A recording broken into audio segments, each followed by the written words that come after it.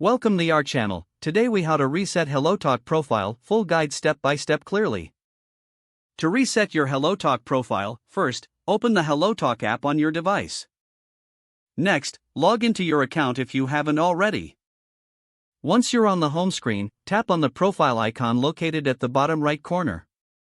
In your profile, look for the settings icon, usually represented by a gear symbol. Tap on the settings icon to access your account settings.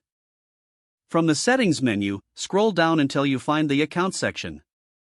In this section, look for the option labeled Reset Profile or similar.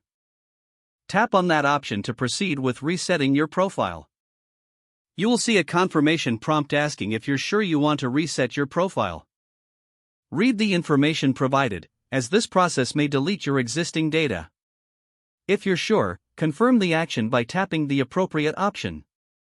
After confirmation, your profile will be reset to its default settings. Revisit your profile to ensure the reset has been successful. Now, you can customize your profile again by adding your preferences and information. Feel free to reach out to HelloTalk support if you encounter any issues during the reset process. You're now ready to start fresh on HelloTalk. If the page does not load, refresh the browser or try again in a private or incognito window. Make sure you are using the correct email address, then retype it carefully to avoid small typos. If your password is not accepted, use the reset option and create a new strong password you can remember. Check your spam folder for verification or security emails, then complete any requested confirmation steps. Enable two-factor authentication if available to improve account security and reduce unauthorized access risk. After signing in, review your profile details so your contact information and settings are accurate and current. If you see an error message, note it down and try again after restarting your device and internet connection. Log out when you finish, especially on shared devices, to keep your account and payment information secure. If the page does not load, refresh the browser or try again in a private or incognito window.